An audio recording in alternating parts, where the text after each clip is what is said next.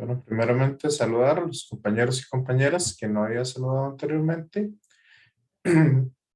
y a las personas que están viendo el video. Bueno, como les estaba diciendo, básicamente la clase anterior habíamos terminado con ondas electromagnéticas y hoy vamos a retomar ese tema y ver si entramos ya a la parte de naturaleza de la luz. Entonces, me voy compartiendo pantalla. Acá, entonces, bueno,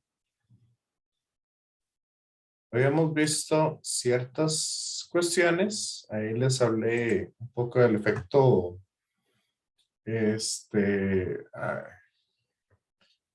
nombre,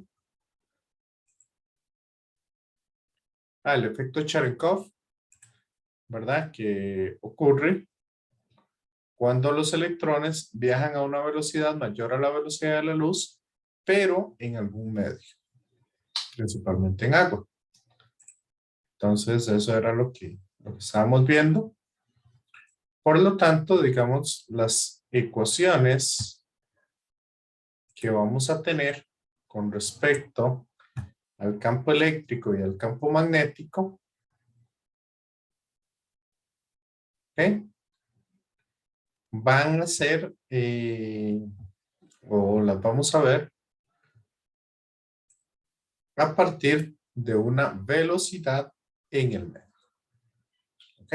Lo que cambiamos es que todas las velocidades pasan de ser la velocidad de la luz a la velocidad en el medio, o también, ¿verdad? Que esa velocidad en los medios, en un medio sobre el cual se propagan las ondas electromagnéticas, siempre va a ser menor a la velocidad de la luz. Esa es una de las consecuencias y era lo que habíamos visto. Bueno, este numerito de acá va a tomar mucha relevancia cuando veamos la ley de Mendel. Y este número se conoce como el índice de refracción de la luz. El índice de refracción de la luz es en realidad la razón o una división entre la velocidad de la luz en el vacío dividido entre la velocidad de la luz en el medio. Entonces, ¿qué me pueden decir de ese valor de n? ¿Qué valores esperaríamos para n? De ahí, profe, tomando en cuenta que no pueden superar a la C, tendría que ser, o sea, V no puede ser mayor que C, tendría que ser mayor que 1. Correcto. Siempre va a ser un valor mayor a 1. Porque V nunca es mayor que C. Entonces, esa es una de las consecuencias que vamos a tener. Y ese índice, como les dije, lo vamos a tomar más adelante en la parte de refracción de la luz, cuando tenemos varios medios. ¿Ok? Ahora bien, vamos a entrar entonces un poco a la parte de la energía en las ondas electromagnéticas. ¿Ok? Algo importante, nosotros para cuestiones del curso no vamos a trabajar o no vamos a estar viendo el trabajo que realizó Planck en la parte de ondas electromagnéticas, y por lo tanto tampoco vamos a ver la relación de Einstein o la cuantización de la energía en las ondas electromagnéticas ni nada por el estilo. ¿Ok? Entonces, eso para que nos hagamos una idea. Pero bueno, si quieren, voy a contarles un poquito. Básicamente, ¿qué es una onda electromagnética? ¿O qué es un fotón? Esto va a ser una introducción básicamente a lo que vamos a ver en la naturaleza de la luz. ¿Qué es en realidad un fotón?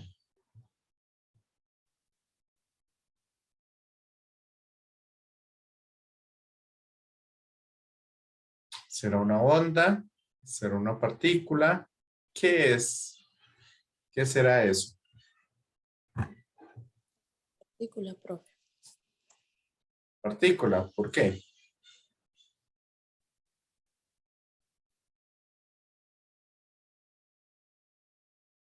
Porque no es como la parte mínima de la energía luminosa, una cosa así. Esto es como más Correcto, chiquito. correcto. Pero en realidad, fotones son a la vez ondas y son partículas. ¿Ok? Tienen propiedades que las define como partículas y tienen propiedades que las puede definir como ondas. A eso, digamos, aquellos que van a llevar física 4 lo van a ver como la dualidad onda-partícula de las ondas electromagnéticas o de la luz. ¿Ok? Porque es principalmente con lo que más podemos observar cosas o imaginarnos cosas. Entonces, ese fotón es una partícula individual, por decirlo así, de un haz de luz. Un haz de luz va a tener millones de millones de millones de millones de fotones para nosotros poder ver. Entonces, ¿cuántos fotones hay? De eso depende un poco lo que es la intensidad de la luz. Entre más fotones, ¿verdad? Mucho más intensa va a ser la luz. Entonces, esas cosillas sí lo vamos a observar un poco acá. Pero bueno, esto se lo digo más que todo como para que en realidad nunca se los he dicho a los estudiantes de física 2, sino a los estudiantes de física 4, que cuando nosotros tenemos una onda electromagnética individual, la energía que va a tener esa onda electromagnética va a ser igual a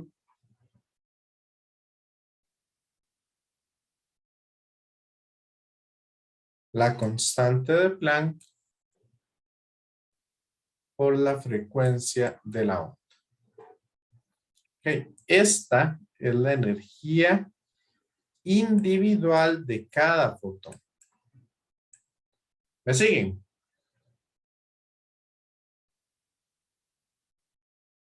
Compañeros, compañeras.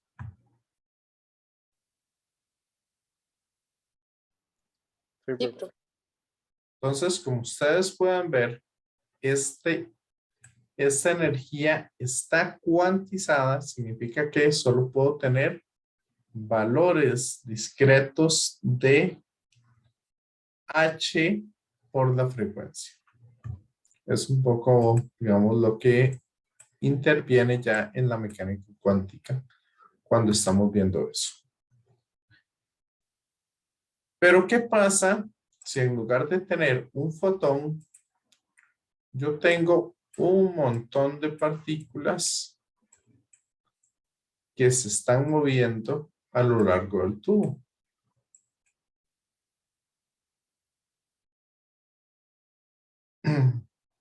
Entonces tengo que trabajarlas como un todo.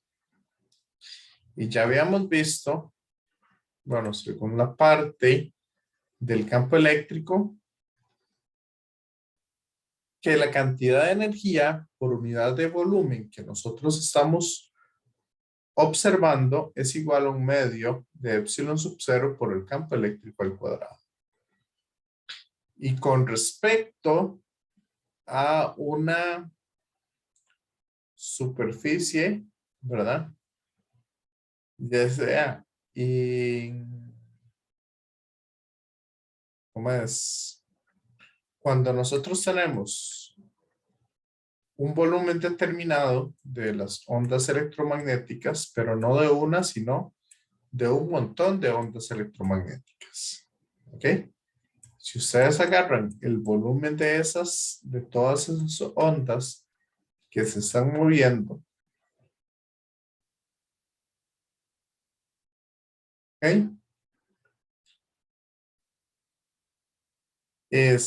Entonces, la energía que yo estoy teniendo dentro de ese volumen va a depender entonces de la cantidad de fotones, por supuesto,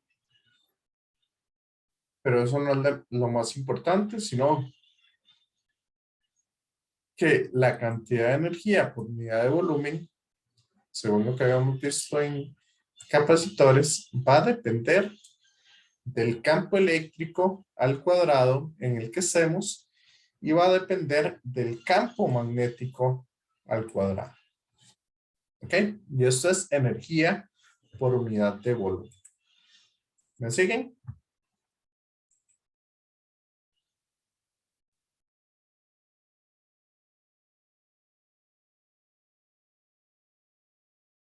¿Me siguen?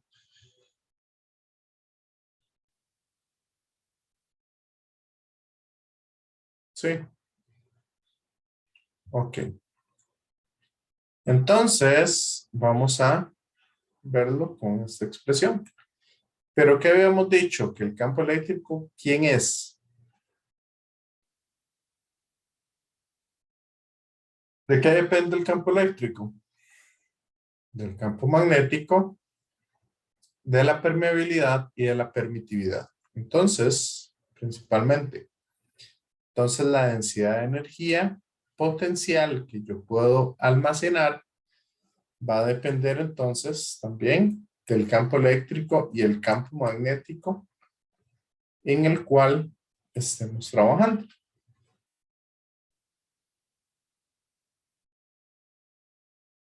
¿Me siguen?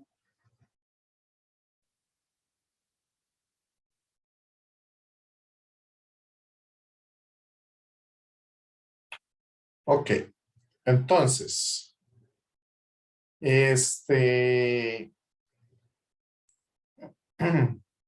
como estas dos cosas van a estar relacionadas entre sí, nosotros podríamos sumar ambas, ¿ok? Y nos va a quedar entonces que la cantidad de energía o la densidad de energía, ¿verdad? Cantidad de energía por unidad de volumen, va a depender solo del campo eléctrico o del campo magnético. Y va a ser igual a epsilon sub 0 por el campo eléctrico al cuadrado. Ahora bien, si nosotros encerramos la onda en un volumen determinado, entonces vea que aquí ese volumen va a ser un decita. ¿Ok? Entonces, si usamos un poco la definición de la energía, es igual a la densidad de energía por unidad de volumen. Y como sabemos, la densidad de energía es epsilon sub 0 por el campo eléctrico al cuadrado. Y el volumen es el área transversal, perdón, multiplicado por la posición. O sea, que yo tengo una distancia X. Entonces, si yo derivo esa X, me va a quedar un d de X de dt. Entonces, de ahí sale que esta es la fórmula general para obtener la densidad de energía. Ahora bien, si eso es energía por unidad de área, entonces, ¿cómo puedo sacar yo no cuánta energía se está consumiendo, ¿verdad? Externa, sino cuánta energía interna tenemos con respecto a los campos eléctricos y campos magnéticos. Y esa es la zona en la cual vamos a tener la acumulación de campos eléctricos y magnéticos. O sea, de ondas electromagnéticas. Entonces, si venimos acá y utilizamos este volumen en específico, vamos a ver que la densidad de energía, entonces habíamos dicho que era epsilon sub 0 por el cuadrado. Y esta es una distancia X. Por lo tanto, como es U por el DDV, yo podría sacar cuánta energía tengo por unidad de tiempo. Si eso yo lo divido entre el tiempo, y además lo divido entre el área, ¿ok? Obtenemos lo que sería el flujo por unidad de área y por unidad de volumen de energía en un, de energía de las ondas electromagnéticas. Y ese flujo por unidad de energía, por unidad de área, se conoce como el vector de Poynting. ¿Me van siguiendo? Compañeros, compañeras. ¿Alguna duda hasta acá?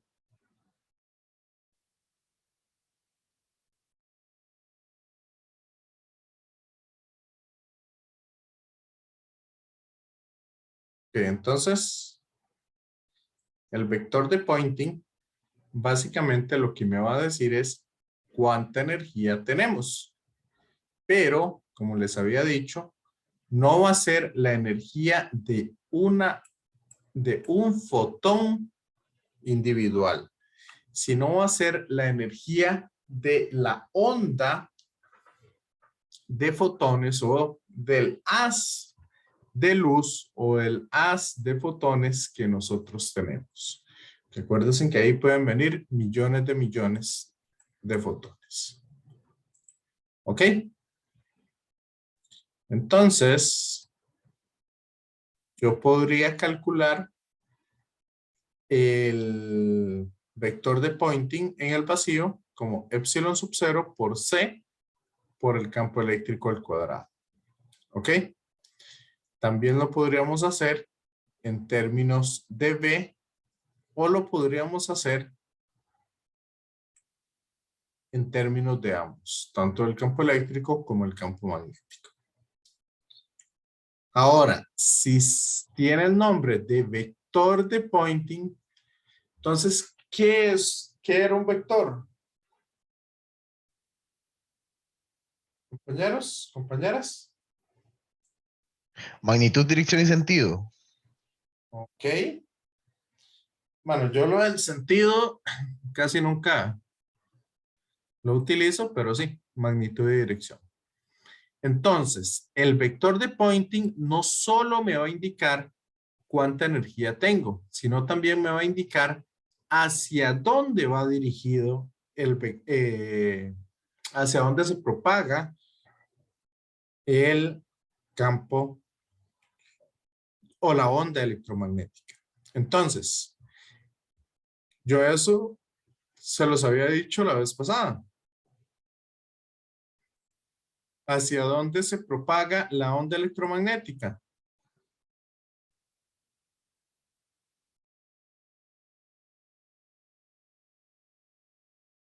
Siempre se va a propagar en el sentido de E cruz el campo magnético. Entonces, como el campo magnético y el campo eléctrico son perpendiculares entre sí, yo podría decir que el vector de Poynting va a ser ese producto cruz dividido entre la permitividad entre la permeabilidad magnética del medio en el cual se está moviendo la onda electromagnética. Entonces, de esa manera, yo obtengo no solo la magnitud del vector de Poynting, sino también su dirección. Y recordemos que el campo eléctrico y el campo magnético siempre van a ser perpendiculares entre sí. ¿Ok? Entonces, si uno está en X, el otro en Y, el otro tiene que estar en Z. Y así sucesivamente, para que lo tengan ahí presente. Ahora, ¿cuáles son las unidades del vector de Poynting? ¿Ok?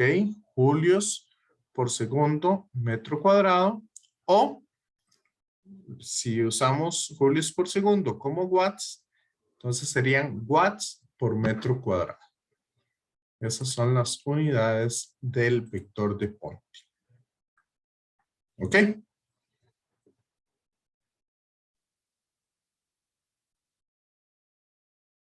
Ahora, la potencia radiada va a ser igual a la integral cerrada de el vector de Poynting producto punto diferencial de N.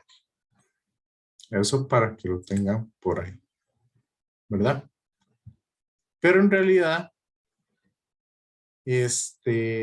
no me interesa tanto esto. Lo que sí me interesa es que si yo calculo el vector de Poynting, va a ser el campo eléctrico por el campo magnético. Vamos a ver una cosa. ¿Cuál era el campo eléctrico? Mejor para explicárselos así. ¿Cuál era el valor del campo eléctrico para cualquier R y cualquier T?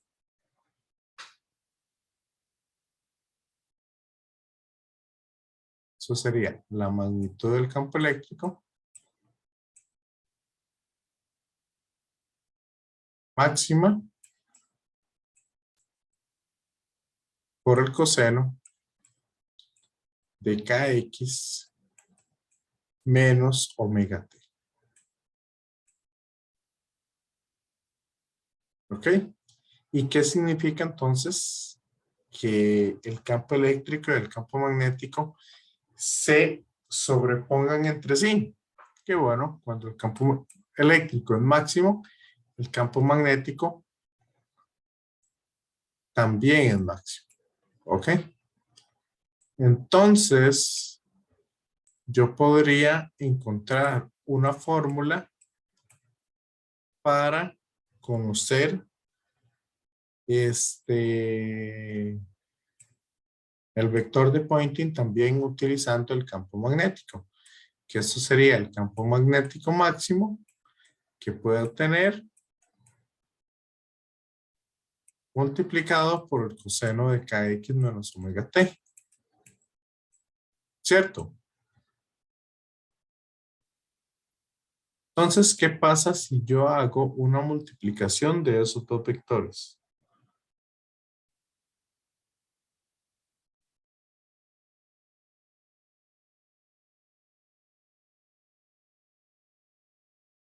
Compañeros, compañeras. Es igual al vector de Poynting. Producto cruz está hablando, profe. Sí, el producto cruz entre ellos dos sería el vector de Poynting. Pero ¿cómo son el campo eléctrico y el campo magnético? Todo momento. Perpendiculares. Perpendiculares y uno depende del otro, ¿verdad? Son proporcionales también. Entonces, si yo estoy haciendo ese producto cruz, vean que al ser perpendiculares sería simplemente multiplicar sus normas, la norma del campo eléctrico y la norma del campo magnético. En otras palabras, sería campo eléctrico máximo por el campo magnético máximo entre mu sub 0, y como estos están en fase, entonces sería por el coseno cuadrado de Kx menos omega t. Y ahora vamos a una cuestión interesante, que esto nos lo arroja más la ecuación que otra cosa. ¿Okay? Y eso es lo siguiente.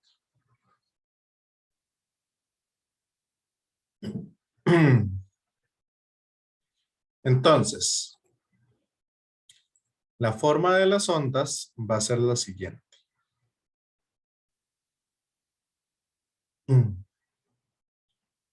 ¿Quieren? Mejor vamos un momentito a la pizarra para ver el comportamiento de las ondas que vamos a tener.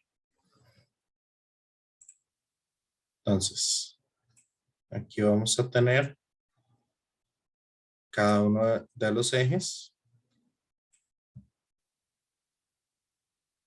El eje X, el eje Y y el eje Z. Y aquí más o menos vamos a tener las amplitudes. Vamos a ver. Paso con esto. Ok. Entonces, ¿cómo se comporta el campo eléctrico con el tiempo? O con la posición y el tiempo.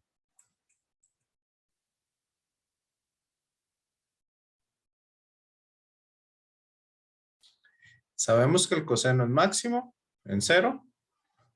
Entonces, básicamente, al ser una función coseno,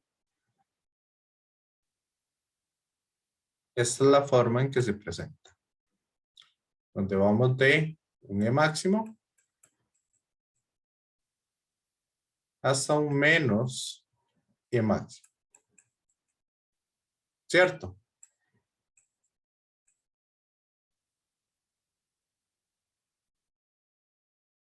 Compañeros, compañeras.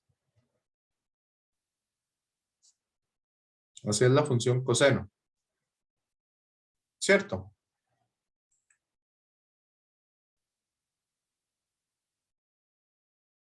¿Qué pasa si dibujamos el campo magnético como función de X y T? Va a ser igual.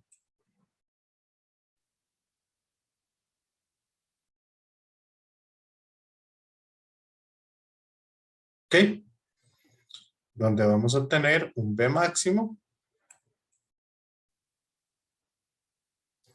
y un menos B máximo.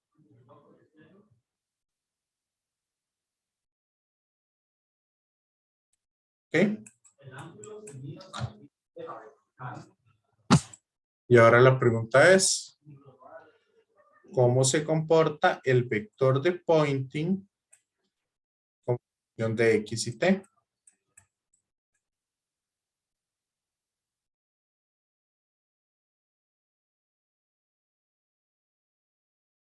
Sabemos que el coseno cuadrado es 1 cuando lo que tenemos en medio es 0.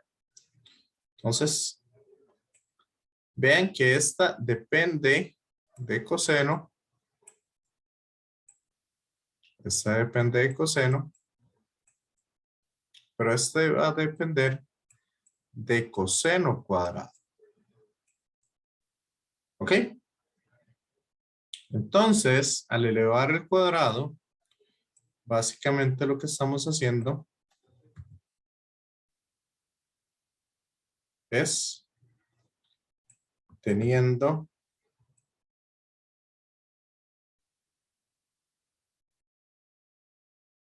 bueno, todos son iguales, pero la idea es esa.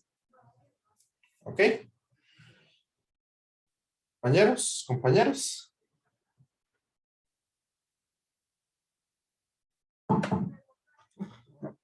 ¿Me siguen? ¿Con las ecuaciones? ¿Sí o no? Ok, entonces el vector de Poynting máximo que puede tener sería ese límite de ahí. Pero siempre ese vector de Poynting máximo, digamos, aquí se supone que vamos a tener todas esas montañas del mismo tamaño. Entonces, ese es el vector de Poynting máximo que nosotros podemos tener. El asunto es que con ningún detector ni con nada nosotros podríamos estarlo midiendo. Por ejemplo, con la luz. Ustedes están viendo, por ejemplo, al sol estar parpadeando. O cuando ustedes ven una luz cualquiera, o un color, o lo que sea, ustedes lo ven parpadeando. Compañeros, compañeras.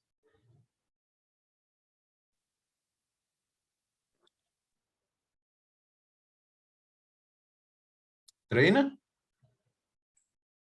¿Voy a decir algo? Y no, profe, se ve normal, sin parpadear. Se ve que todo el tiempo está fijo, ¿cierto? Entonces, eso, ¿verdad? Lo que pasa es que va de cero, de una energía cero a una energía máxima, se devuelve a cero, va a máxima, etcétera. Y en el caso de la luz visible, anda en cerca de 10 a la 14 veces por segundo que hace eso. Entonces, de ahí, nuestros detectores, nuestros ojos y todas las cosas no son tan finos o tan precisos para poder medir esas cosas. Así que, por lo general, cuando nosotros estamos midiendo algo, no lo vamos a hacer con el vector de Poynting propiamente, sino vamos a hacerlo con el vector de Poynting medio. O sea, sacamos el promedio de los máximos y mínimos y esto es lo que nuestros ojos hacen. Integran todo y se ve como un continuo. ¿Ok? Y este es el conocido vector de Poynting medio, que en realidad es el vector de Poynting total o máximo dividido entre 2. Por la forma que tiene la función coseno cuadrado. ¿Cuál sería el valor del campo eléctrico medio que nosotros tenemos? En promedio, ¿cuál sería entonces ese valor de campo eléctrico? Vea que voy a tener tantas montañas como vacíos, ¿verdad? O tanto la misma cantidad arriba como abajo. Entonces, el promedio del campo eléctrico por lo general es 0. Y del campo magnético también por lo general es 0 en ese sentido. ¿Se está quedando claro?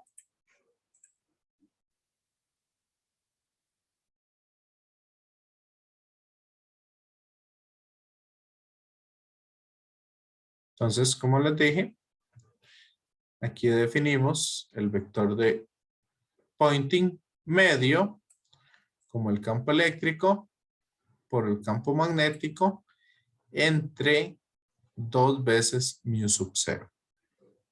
¿Ok? Aquí lo que hicieron es que en lugar de ver el coseno cuadrado de esta manera, lo están viendo de esta otra. Y de ahí se sabe que en promedio esto me da 0. Entonces, por eso es por lo que el vector de Poynting medio da ese valor de ahí. Más fácil a veces verlo desde la gráfica.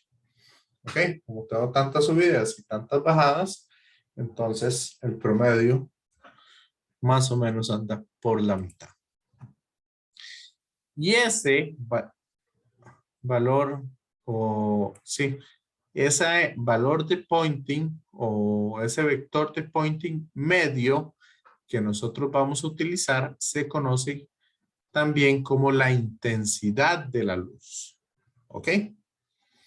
Y recordar que la intensidad es la potencia por unidad de área que nosotros tenemos. Entonces, ¿verdad? Ahí para relacionar un poco estos conceptos de potencia de una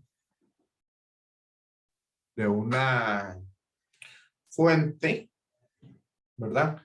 O alguna cuestión en general. ¿Ok? Muchas de las fuentes o la gran mayoría de las fuentes son isotrópicas o isotópicas. ¿Qué significa eso?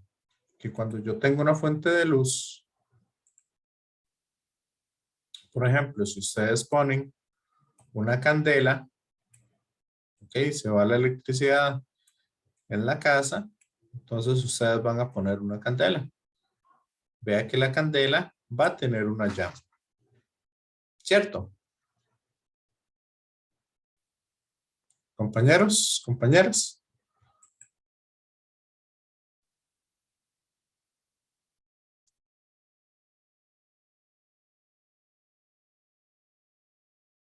Entonces, la potencia, para ponerlo así, es como si nosotros agarráramos esa llama y la podemos representar con flechas. Entonces acá vamos a ver qué sucede. Y aquí la llama como tal va a emitir ondas de luz en todas direcciones. ¿Ok?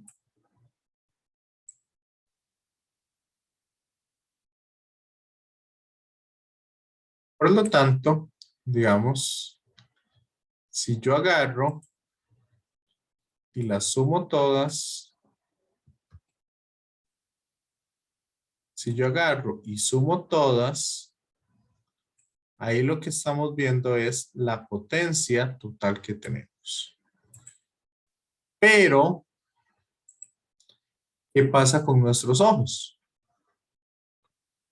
Nuestros ojos no van a estar viendo eso de esa manera, sino que nuestros ojos son detectores y por lo tanto, digamos, por acá, yo lo estoy observando. Entonces, viene una gran cantidad de luz hacia mis ojos. Pero, ¿qué pasa si yo me alejo aquí?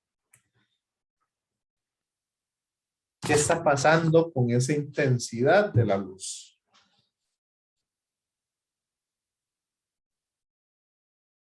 Compañeros, compañeras.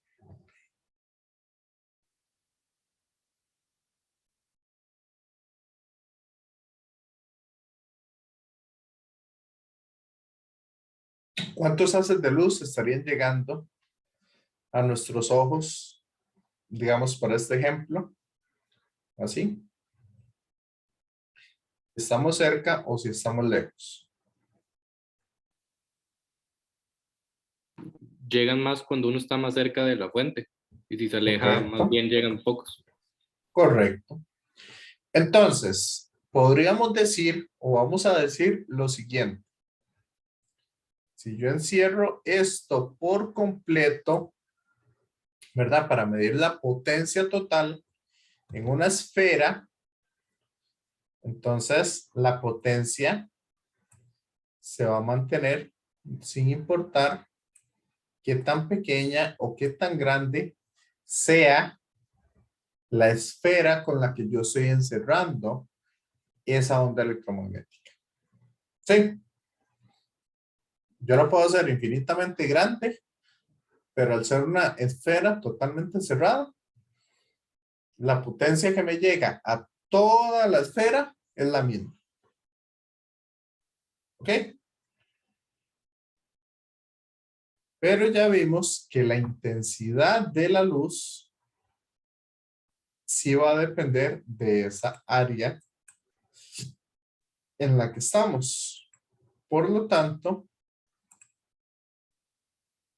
ok, como la potencia es igual y como esto envía ondas en todas direcciones, entonces el área de la que estamos hablando sería el área de una esfera. Así que nos va a quedar que la intensidad de la luz va a ser igual a la potencia entre el área.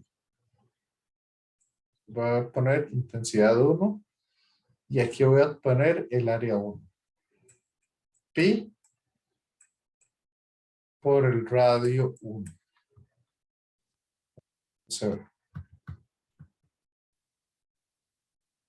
Esa es su potencia entre área. Y el área les dije que era pi por cada uno de los radios al cuadrado. Porque se está alejando de forma, bueno, en realidad es 4pi por el cuadrado. Se está alejando de forma esférica. ¿Ok?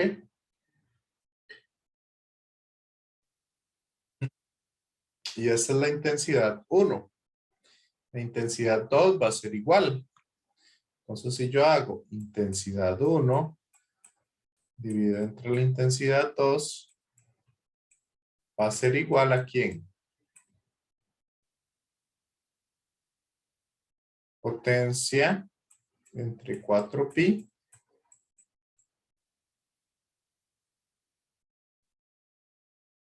ok, no sé por qué se aparece una R, pero es potencia entre 4pi R1. Ok. Entonces, ¿qué pasa si yo lo divido entre el área 2? Eso va a ser potencia entre 4pi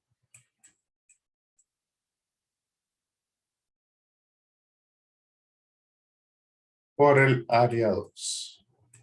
¿Ok?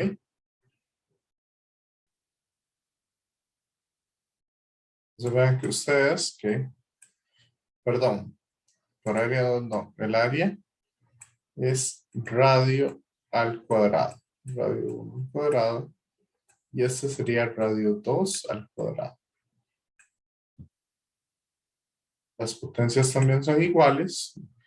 Y entonces ahí aplicando medios con medios o extremos con extremos nos queda que la intensidad 1 va a ser igual a R1 entre R2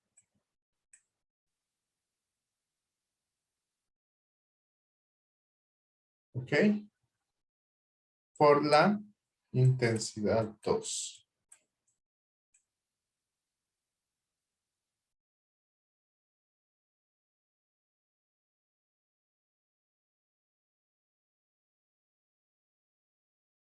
¿Ok?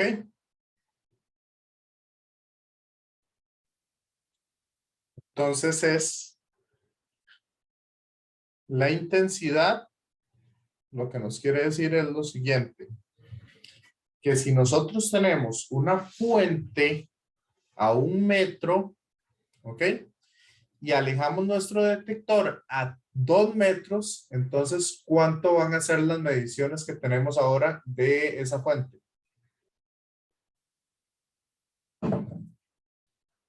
Si estábamos a 1 metro y ahora nos alejamos a 2 metros. Van a ser menores. Ajá. ¿Y qué tan menores? Y la división entre los radios. Ok. ¿Y cuánto es 1 al cuadrado entre 2 al cuadrado?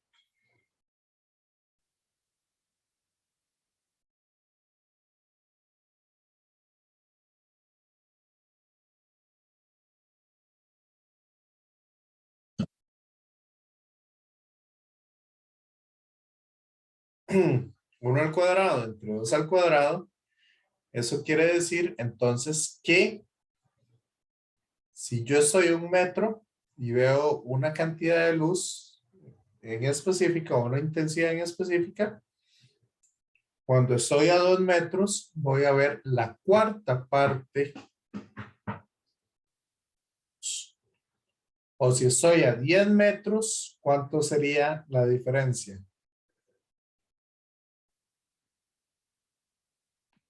De 1 entre 100. 1 entre 100. Entonces la intensidad se va a reducir 100 veces si estoy en la décima.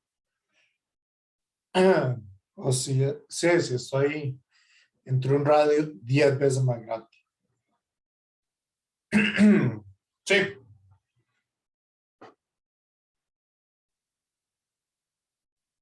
Pero la potencia, entonces, permanece constante. Y ahí tiene que ver, entonces, mucho, digamos, la parte de astronomía. Cuando nosotros estamos viendo estrellas, ¿ok? Ustedes lo que están viendo es apenas como este puntito que está ahí de la estrella. Por eso el Sol, digamos, el Sol lo vemos grandote, vemos que ilumina un montón, etcétera, etcétera, pero no vemos lo mismo de otras estrellas. Aunque manden más fotones o manden lo que sea, jamás las vamos a ver igual. Porque la distancia a la que están las otras estrellas es mucho mayor. Y por lo tanto, nosotros lo que estamos viendo de toda la potencia que emite la estrella, lo que estamos viendo es básicamente un pelo de toda esa estrella. ¿Ok?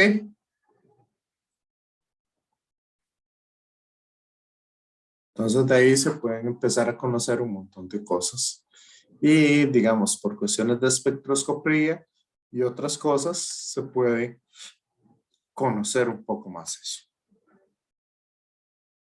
¿Les quedó claro bien qué es esto de la intensidad? ¿Y qué es lo que pasa con esto?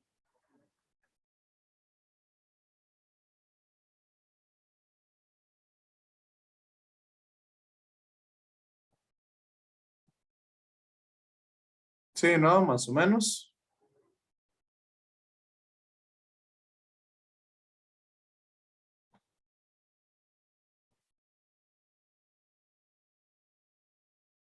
Ok.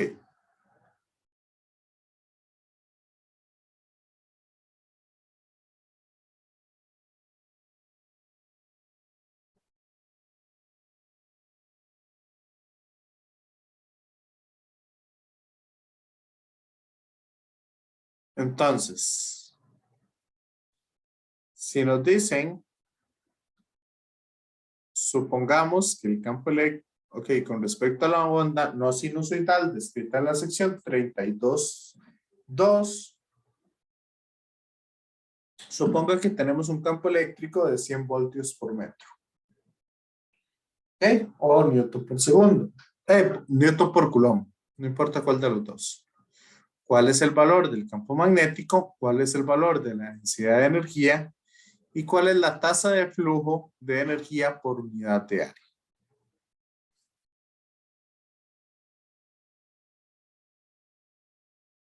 Entonces, ¿cómo podríamos calcular eso?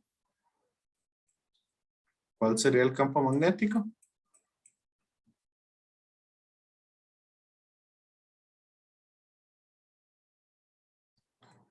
Sería el campo eléctrico dividido entre 100.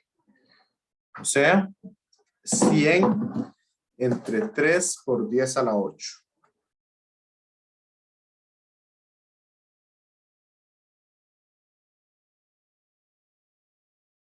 Estamos hablando de un campo magnético de 3,33 teslas. ¿Siguen?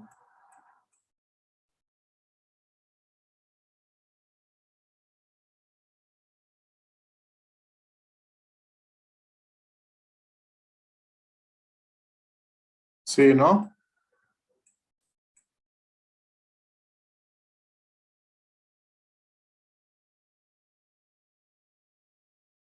Compañeros, compañeras. ¿Cómo calculamos la densidad de energía?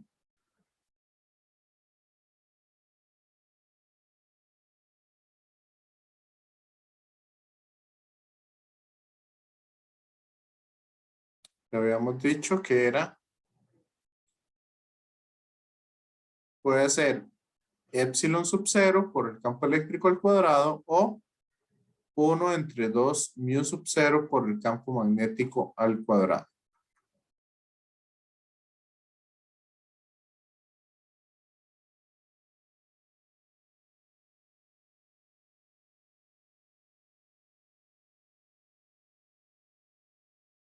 Ok, con respecto, estamos calculando entonces cuál es la densidad de energía. Acá, entonces sería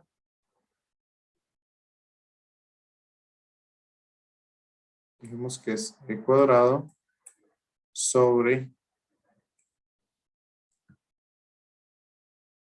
epsilon sub 0.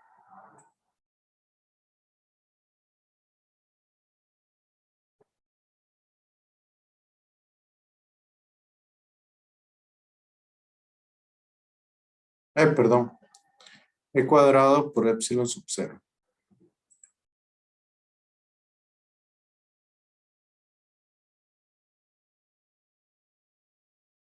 ¿Se acuerdan cuánto valía epsilon sub 0?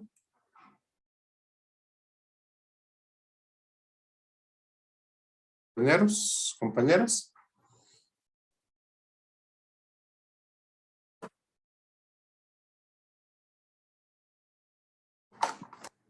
Profe, no era como ¿Qué? 4,25 por 10 a la menos 14, una cosa así, es que realmente no me acuerdo.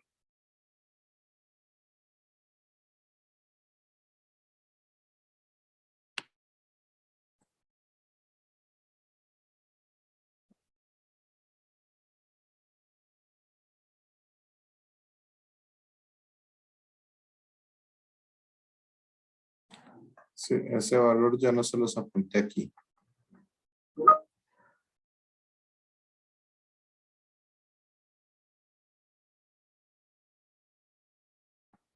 Yo no les apunté el valor de epsilon sub 0.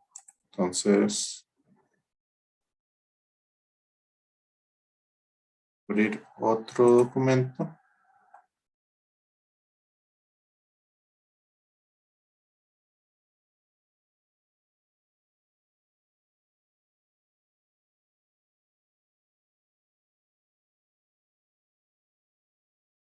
Y epsilon sub 0 es 8,85 por 10 a la menos 12. Entonces sería 8,85 por 10 a la menos 12 por el campo eléctrico al cuadrado. Y esto nos da un valor de 8,85 por 10 a la menos 8 watts por metro cuadrado.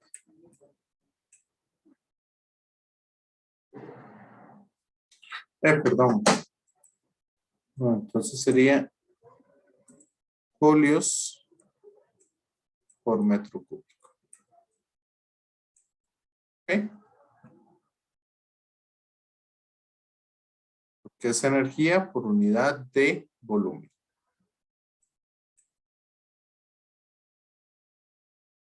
Ahora, ¿cuál es la tasa de energía por unidad de área? O sea, ¿cuál es el vector de Poynting?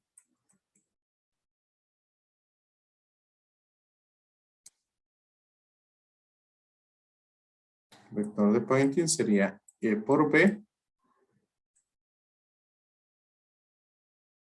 entre mu sub 0.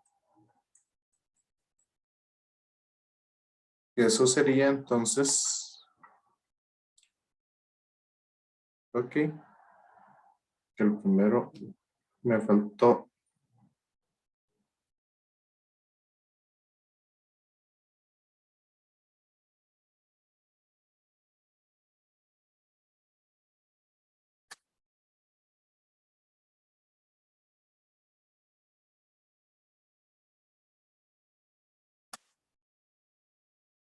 Me faltó poner que es por 10 a la menos 7.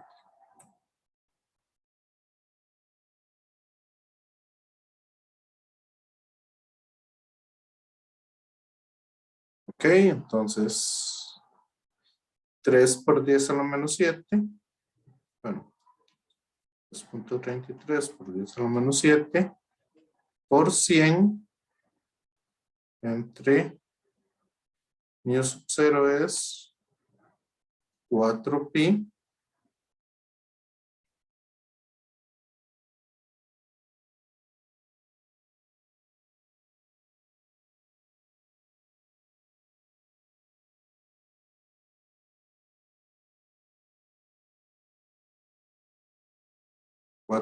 por 10 a la menos 7, si no me equivoco.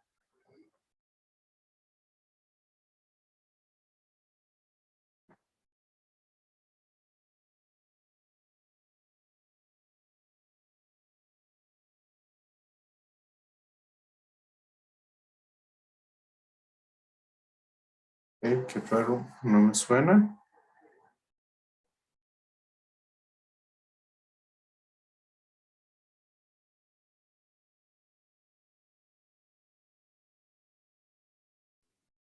Profe, disculpe, el valor de la densidad de energía usted la multiplicó por por el del campo magnético. Es que yo creo que ahí solo está la constante del epsilon, profe. Entonces me está dando que sería 26,5 watts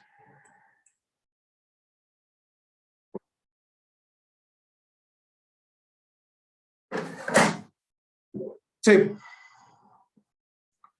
Compañeros, compañeras, ¿les quedó claro esto?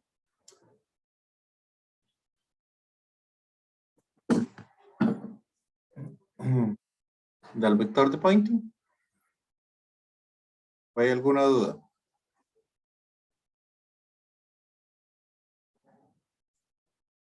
Profe, yo nada más quería preguntar cuál era el valor de ¿De qué? mu sub 0. No se lo escucha. Profe, ¿cuál era el valor de mu sub 0? Profe, Sí, ¿cuál era el valor de mu sub 0? el valor de mu sub 0, 4pi Ujú. por 10 a la menos 7. Gracias. Que ese lo podemos ver cuando en este otro de acá.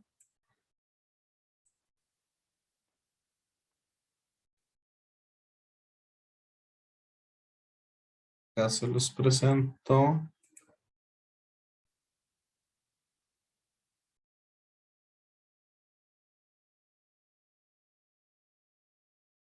En fuentes de campo magnético. Esa es la permitividad y aquí está.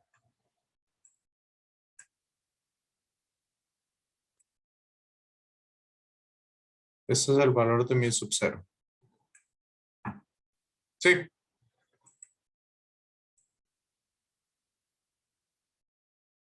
Sí, gracias, profe.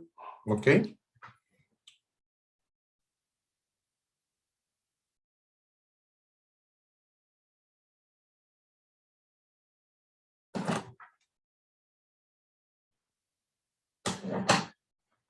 El de epsilon 0 entonces era 8,85 por 10 a la menos 12. ¿Alguna otra duda?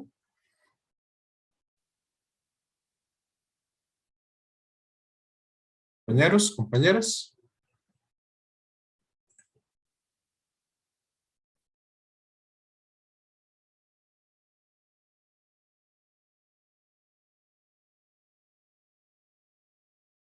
¿Mm?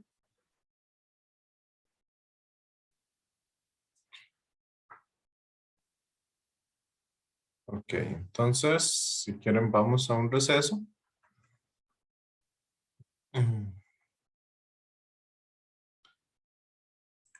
Van a continuar.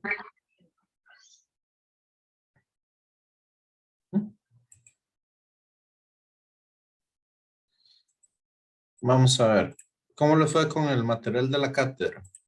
Que no se les había preguntado anteriormente.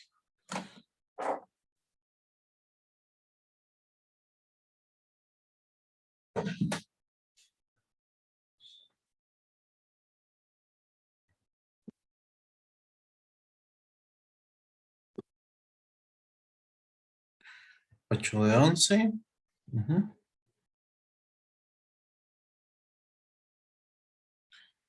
Los demás, 3 personas que faltan.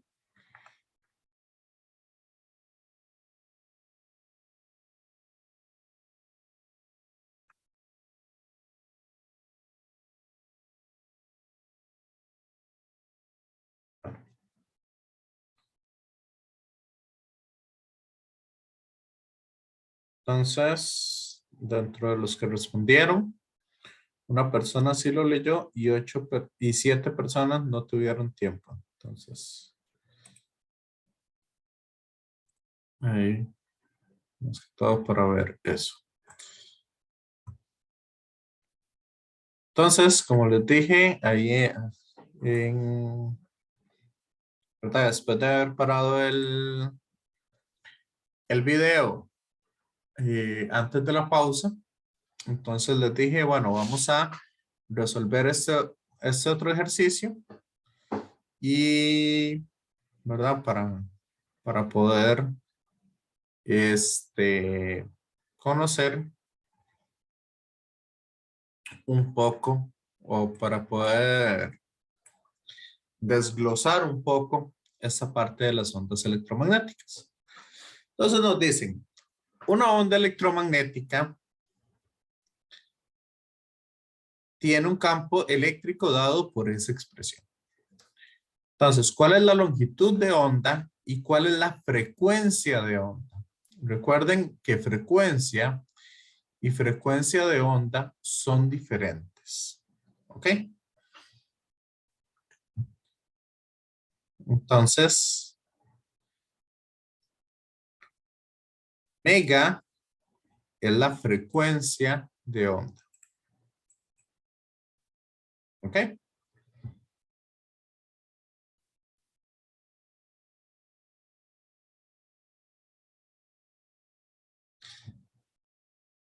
Perdón, omega es la frecuencia angular. Entonces, la frecuencia y la longitud de onda. ¿Cómo calculamos esos dos valores?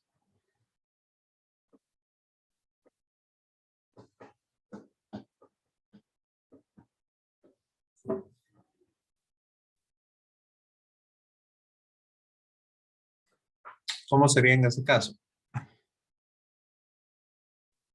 Lambda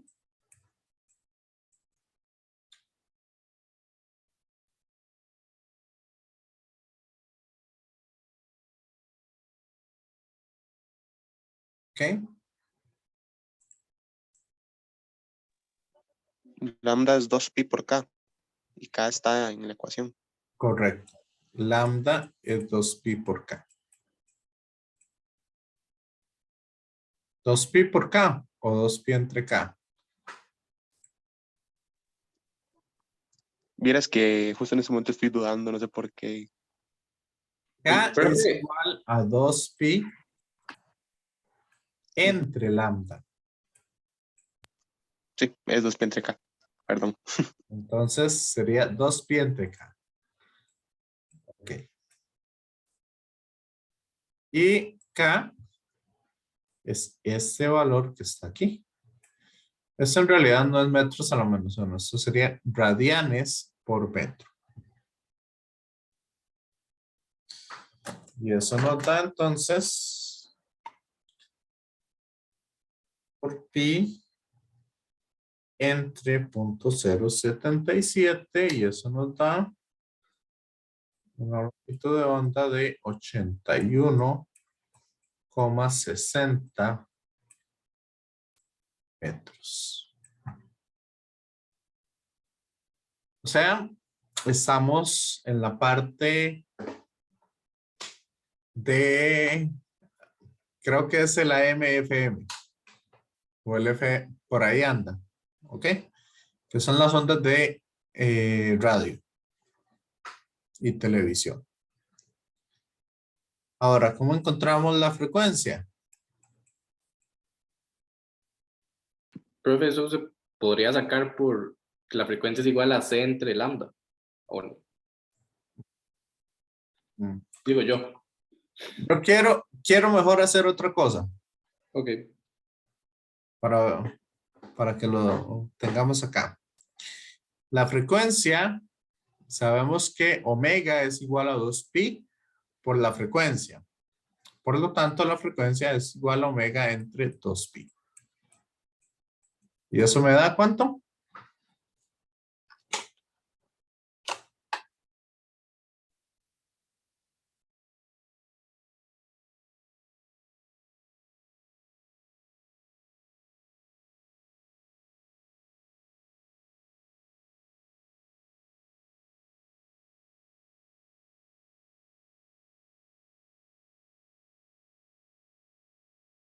¿Cuánto me está dando eso?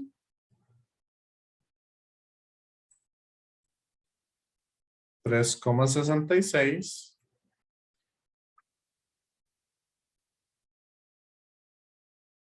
por 10 a la 6 Hertz. ¿Ok? ¿Hasta ahí estamos claros? Compañeros, compañeras.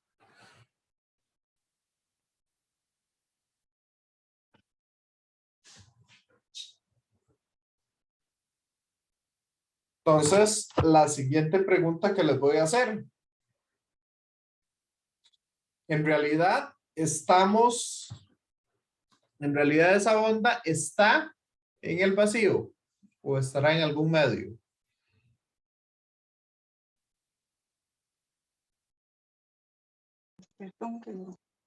Creo que tiene que ser en algún medio, porque si usted los multiplica, no creo que dé la constante.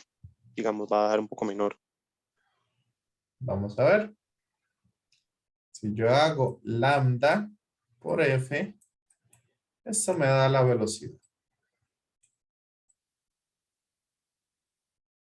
Entonces, ¿cuánto da eso?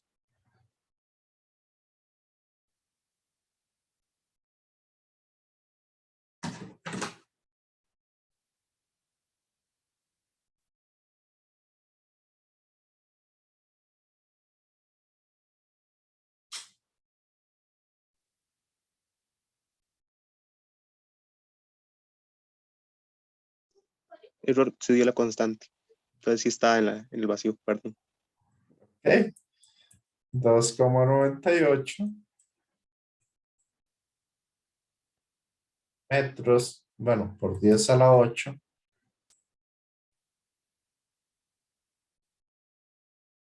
Por 10 a la 8 metros por segundo. Podríamos decir que si estuviera en un medio, ese medio es prácticamente ya muy cercano al vacío. ¿Ok?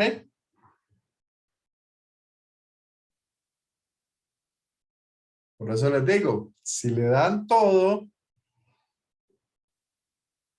entonces hay que dudar un poquito para saber si realmente es que nos lo pusieron tan fácil o si realmente nos están poniendo alguna trampa. Pues se les puede haber dado un valor diferente acá y de tal manera que lambda por F estemos, no sé, qué sé yo, en vidrio, estemos en plástico o en algún otro material conocido. Ahora, ¿cuál es el campo magnético?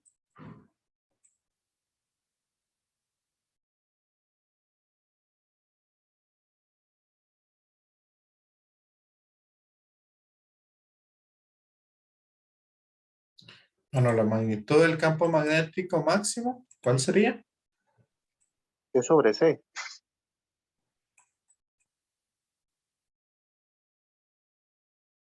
Eso sería 225 entre 3 por 10 a la 8. O si quieren apuntar este valor, lo apuntan. Entonces, ¿cuánto nos da?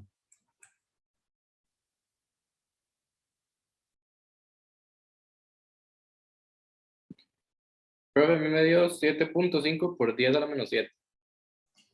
Ok, entonces sería el vector campo magnético sería 7,5 por 10 a la menos 7 teslas. ¿Ok? ¿En qué dirección se mueve ese campo magnético? ¿Cuál sería la dirección de ese campo magnético? Profe, en este caso irían J positivo, ¿verdad? En J positivo. Sí. Digo, es que yo lo asumo porque el campo eléctrico va en I, pero lo hace en términos de Z. ¿Ok? Entonces, si tienen que ser perpendiculares para que me den, para que la onda vaya en Z, tiene que ser que vaya en J positivo. Excelente observación.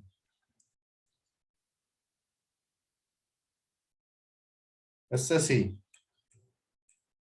CJ y este es K. Entonces, a nosotros nos están diciendo que este es el sentido de propagación, o sea, esta es la dirección en la que va el vector de Point. Y sabemos que va hacia Z positivo, ¿por qué? Porque es KZ menos omega T. Entonces, por este menos de acá, nos dice que va hacia Z positivo. Hacia ahí se propaga la onda. ¿Me siguen?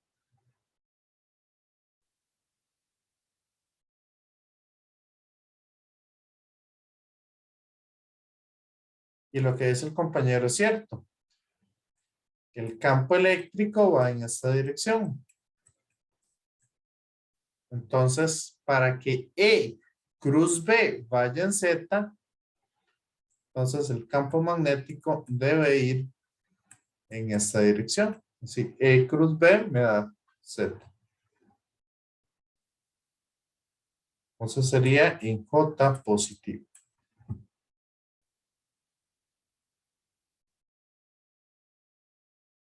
¿Entendieron? Compañeros, compañeras.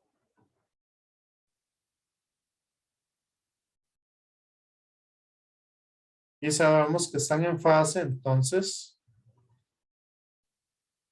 esta función seno o coseno, cualquiera de las dos, debería de ir acompañando al campo magnético.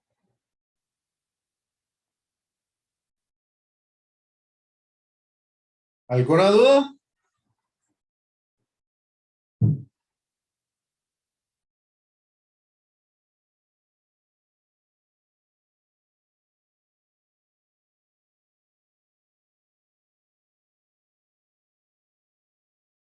Ok, eso va a ser un poco entonces lo que les van a dar a ustedes, básicamente los problemas que les solicitan. Calcular campo magnético, vector de Poynting, intensidad, o le dan la intensidad y le preguntan el campo eléctrico, etcétera, etcétera. Jugar un poco con todos esos, con esas cosas ahí. Bueno, vamos a empezar entonces. Voy a darles unos 15 minutos de esta parte de luz y óptica. Y ahí dejamos entonces ya para el resto las otras cosillas. ¿Ok? Entonces, acá es importante tener en cuenta lo siguiente. Primero, las ondas de luz o los haces de luz se mueven siempre en línea recta. ¿Ok? Sabemos entonces que la luz como tal, que ya se los había dicho anteriormente, tiene comportamiento tanto de onda como de partícula. Tienes un comportamiento dual. De partícula, ¿qué podríamos ver? Bueno,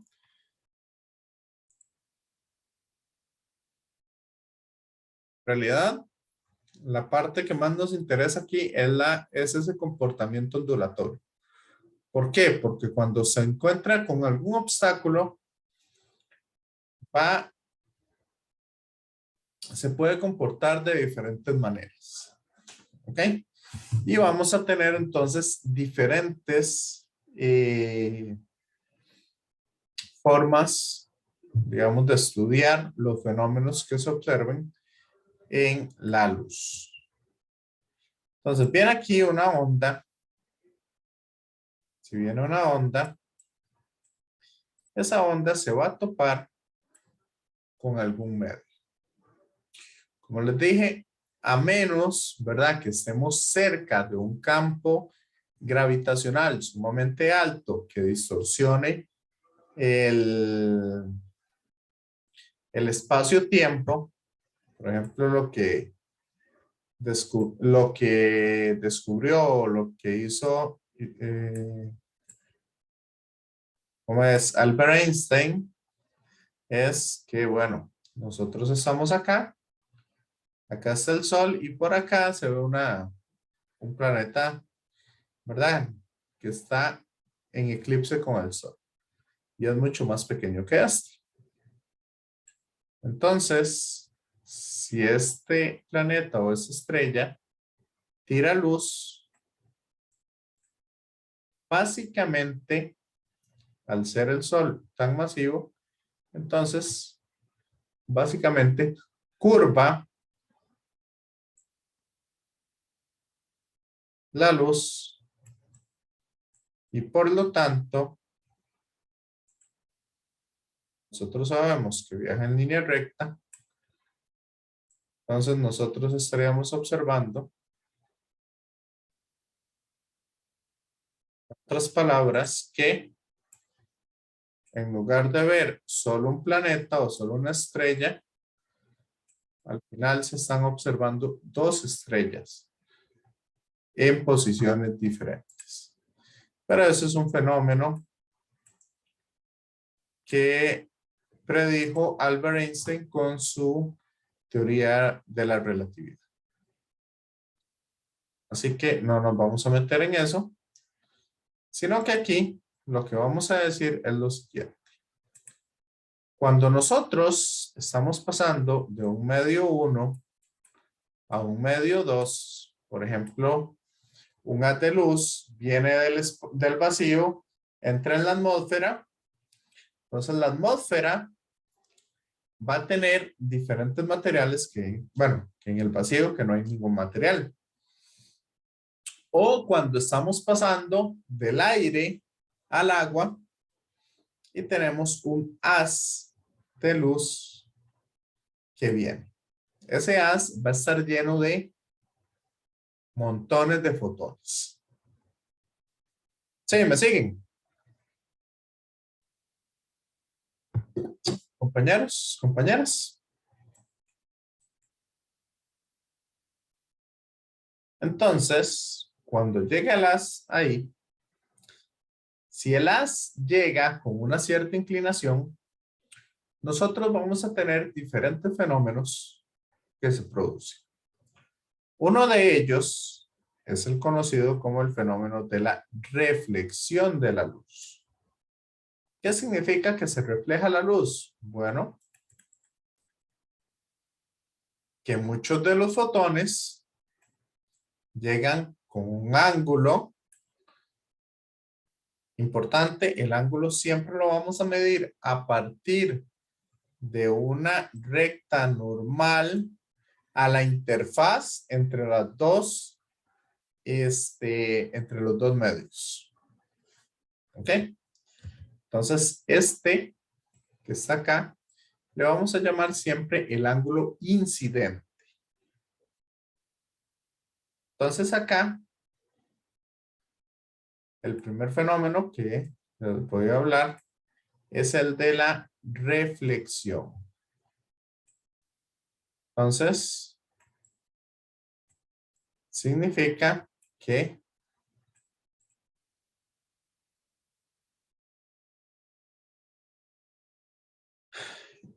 el ángulo con el que choca es igual al ángulo con el que sale. No sé ustedes, pero esto me parece lo mismo que ir a jugar billar. ¿Ustedes han ido a jugar alguna vez en una mesa de pool? Compañeros, compañeras. Sí, digamos, las colisiones son elásticas y el ángulo con el que impacta una de las caras de la mesa pues va a ser el mismo con el que se refleja, bueno, entre comillas, con el que se redireccione. A menos que usted le aplique un efecto, ¿verdad? Que usted le meta un momento angular, por ejemplo, o alguna cuestión por el estilo. Que esos son los efectos que se hacen en el billar. Pero sí, básicamente esa es la ley de la reflexión de la luz. El ángulo con el que usted ingresa es igual al ángulo con el que sale. Punto. Ahora, la luz también puede tener otros fenómenos ahí asociados. Otro de ellos es, por ejemplo, la absorción. ¿Qué es eso? Bueno, que los medios están hechos de átomos. Entonces, en el átomo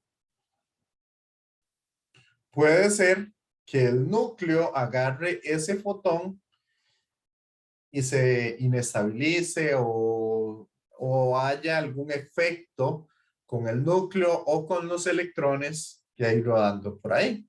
Algunas veces los electrones lo agarran como energía, ese fotón, y salen de los núcleos o cosas así. Entonces, parte de la luz también va a ser absorbida en esa interfaz de los dos medios. ¿Ok? Pero ese fenómeno es muy poco frecuente. Entonces, tenemos ese de ahí. Tenemos que si el medio con el que nosotros trabajamos, por ejemplo, bueno, mis anteojos son, ¿cómo es que se llama ese? Transition, que se oscurecen. ¿Ok? O los anteojos de sol. Si ese es el medio, digamos, por lo general, lo que hacen es que ¿cómo es que se llama?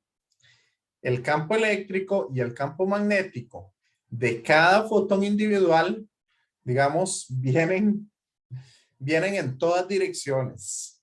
¿Ok? Entonces, lo que se genera con ese tipo de material es organizar todo el haz de luz para que llegue polarizado. Ese es un efecto de polarización. O sea, alinea los campos eléctricos y los campos magnéticos de todos los fotones que hay. En otras palabras, solo deja pasar un tipo y el otro no lo deja pasar. ¿Ok? Entonces, ese fenómeno se conoce como el fenómeno de polarización. Tenemos otro fenómeno que es, por ejemplo, cuando tenemos una rendija. Ok, una rendija simple o una rendija doble. Más bonito con la rendija doble. Que se llama el fenómeno de dispersión. ¿Qué es lo que sucede? Bueno, viene aquí la onda. Imagínense en una onda como en el agua. Que tenemos varias piedras. Entonces, ¿qué va a pasar? Cuando la onda atraviesa aquí, entonces la onda lo va a atravesar de esta manera. Entonces aquí lo que se forma es un fenómeno donde vamos a tener al final dos ondas y van a haber puntos entonces en los cuales vamos a tener máximos y mínimos. ¿Ok? Entonces eso significa que básicamente la luz lo que hace es dispersarse y verse como una como una franja de luz o algo así. ¿Ok? Eso, digamos, es un fenómeno que si en la puerta de su cuarto o en la puerta de su casa hay una pequeña franjita, ustedes encienden la luz y eso, ¿a dónde pega? En el techo, ahí ustedes ven que no solo pega en un lado, sino que se ve como ahí, como otro poco encima, o un fenómeno bastante interesante. Igual ese fenómeno no lo vamos a estudiar. Y ahí tenemos otro montón de fenómenos que se pueden dar. Nosotros solamente vamos a estudiar dos fenómenos en específico. El de reflexión y uno que se llama el fenómeno de refracción de la luz. Entonces, si por ejemplo acá yo tengo la normal, ¿ok? Entonces, depende de la diferencia que tenga entre el medio 1 y el medio 2, ¿verdad? Cual tenga un índice de refracción mayor, puede hacer que el ángulo, ese ángulo de acá, se llama el ángulo refractado.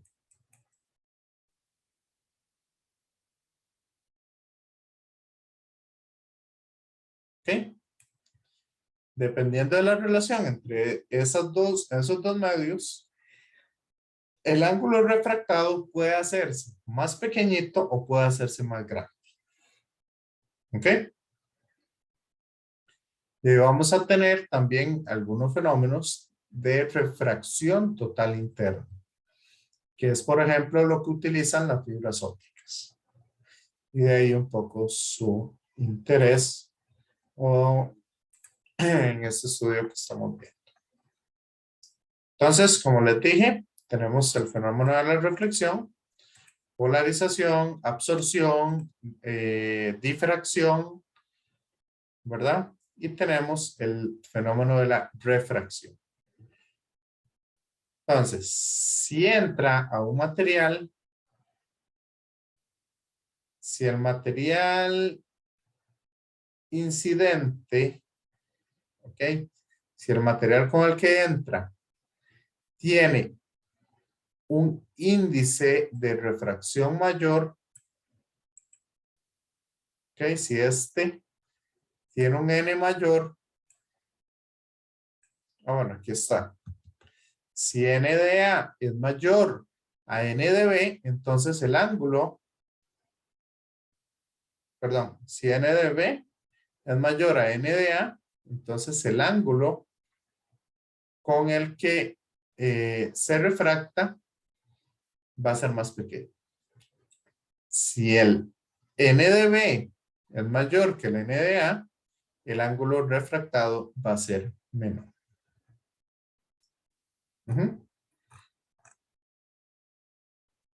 ¿Alguna duda? Compañeros, compañeras.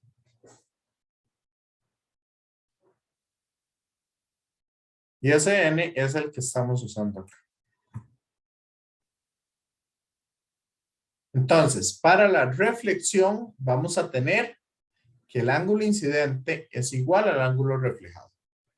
En la refracción de la luz, lo que nos vale es la ley de Snell, que el índice de refracción del ángulo incidente por el seno del ángulo incidente es igual al índice de refracción del ángulo refractado por el seno del ángulo refractado. Esto de acá es la ley de la refracción de la luz o ley de Snell. ¿Estamos? Y con eso es con lo que vamos a trabajar y, bueno, con eso y con geometría, básicamente. Pura geometría y trigonometría es lo que vamos a usar. Ahora bien, cuando tenemos el fenómeno de la refracción de la luz, perdón, de la reflexión de la luz, vamos a tener dos diferentes tipos de reflexión. Una se llama reflexión especular y la otra reflexión difusa. Entonces, voy a ponerlos en contexto. ¿Qué pasa si usted se para frente a un espejo?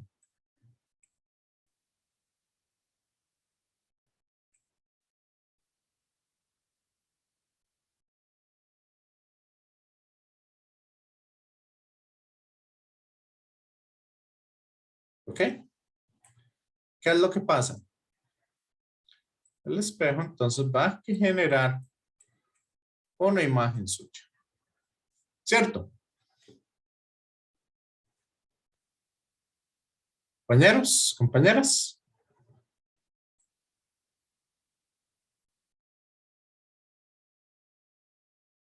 Entonces, esa imagen, el espejo, básicamente lo que está haciendo es que lo que usted ve, el espejo lo refleja directamente.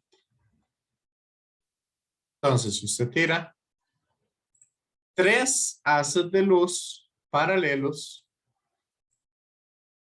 cuando se reflejan, van a seguir siendo paralelos y están igualmente ordenados. Nada más que a veces, digamos, por ejemplo, aquí yo tengo levantada la mano derecha y la imagen que se ve está al revés. ¿Ok? Esos son algunos de los fenómenos que pueden pasar. ¿Verdad? Que va a invertir la imagen de alguna manera. ¿Estamos claros? Entonces, ¿por qué si yo les digo que eso va a ocurrir sin importar los dos medios en los que me encuentre?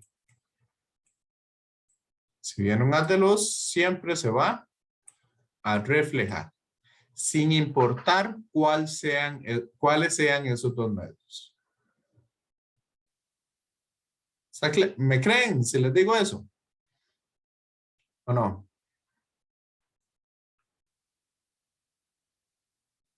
Compañeros, compañeras, quiero oír un poquito de conflicto al respecto.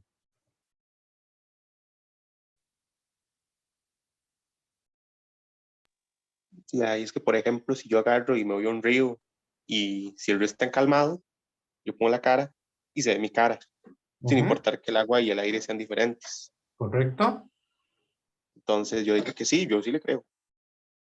Ok, entonces si usted se para frente a una pared, la pared es un medio diferente al aire. Por lo tanto, el haz de luz se va a reflejar en la pared cuando usted se pone de frente. ¿Eso sucede? No lo sé, ahora estoy dudando. Creo que no. Por eso les digo que quería escuchar un poquito el conflicto o las cosas que pasen ahí.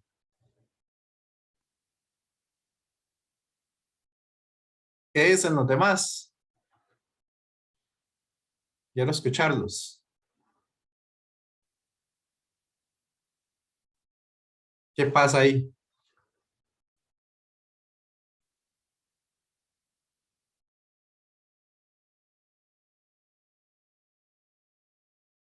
José Darío, que hoy no ha hablado.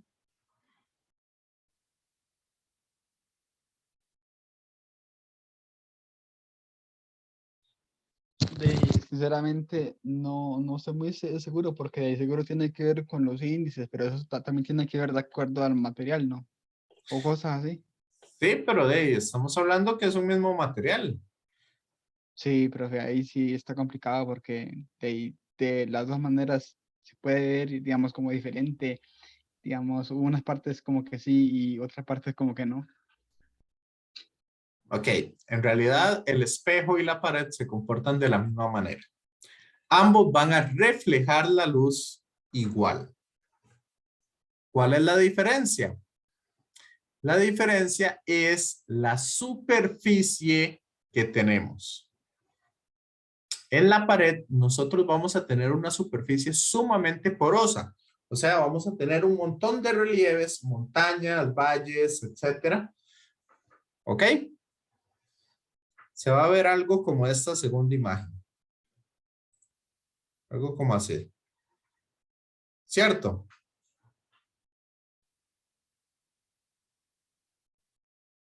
Compañeros, compañeras.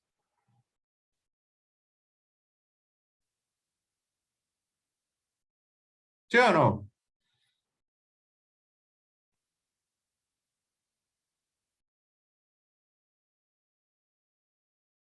Si nosotros agarramos esta diferencia, digamos, de medios entre el aire y la pared, medio 1 el aire, medio 2 la pared, vamos a observar entonces que eso no es, digamos, no van a ser cosas regulares. Si lo observamos en un microscopio, y entre mejor sea el microscopio, vamos a ver cosas como ese tipo. ¿Cierto? Entonces, la reflexión que va a pasar es que si vienen estos 3 haces de luz, este viene y choca de tal forma que estaría chocando con esta superficie acá.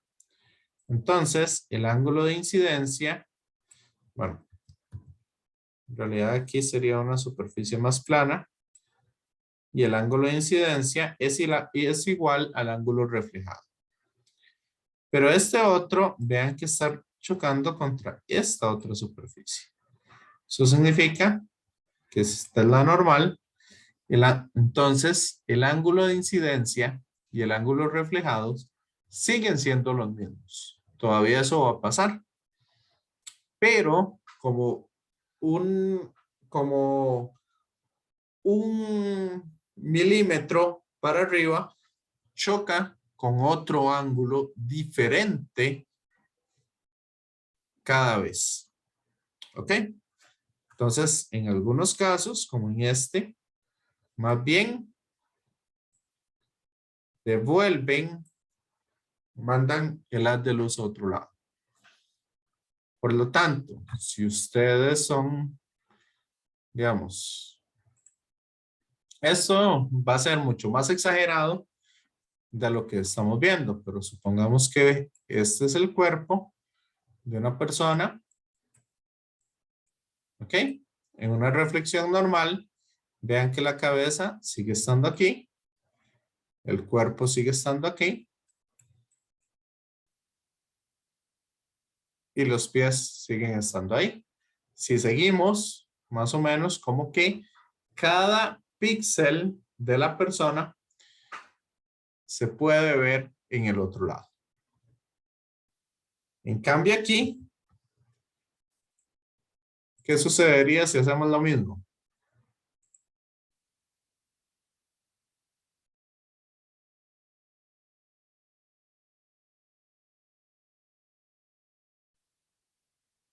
La cabeza queda aquí. Aquí queda el cuerpo. Y aquí quedan los pies. ¿Qué está pasando con la figura?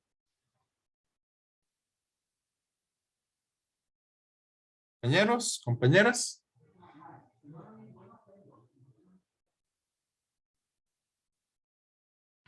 Está quedando difusa. No hay forma de distinguirla. Entonces, por eso, cuando nosotros nos paramos frente a la pared, eso manda los haces de luz para todo lado. Y nosotros no podemos, digamos, verla bien. En cambio, y eso se nota un poco más, digamos que ustedes agarren una lámpara, ya, o un foco y alumbren la pared con el foco. Ustedes van a ver cómo eso se va, se va a ir para todo lado. ¿Ok? Entonces, eso es lo que se llama una reflexión difusa. Por eso les digo, no importa los materiales o los medios en los que nos encontremos, siempre va a existir la ley de la reflexión. ¿Ok? ¿Estamos? Compañeros, compañeras.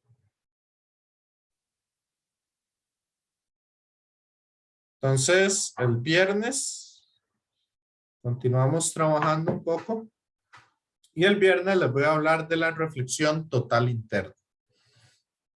Que ese es un fenómeno bastante importante, sobre todo ahora en la tecnología con lo que serían los, ¿cómo se llama? La fibra óptica, que se trabaja mucho.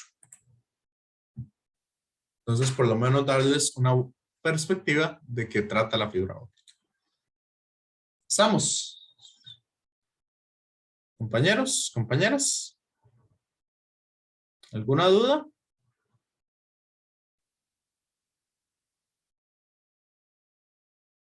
Bueno, si no, entonces me voy despidiendo de los que están viendo el video.